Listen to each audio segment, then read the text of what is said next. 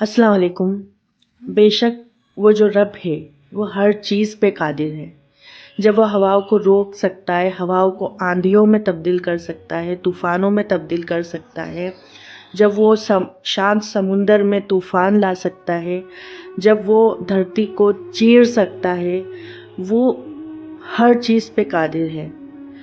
तो जब वो हर चीज़ पर कादिर है तो क्या वो आपकी कहानी नहीं बदल सकता? क्या वो आपकी बुरी किस्मत को अच्छी नहीं कर सकता? बशर्ते आपको उसकी इबादत करना है, उस पे यकीन रखना है। बेशक हर चीज़ का हल है, लेकिन उसकी रज़ा के साथ।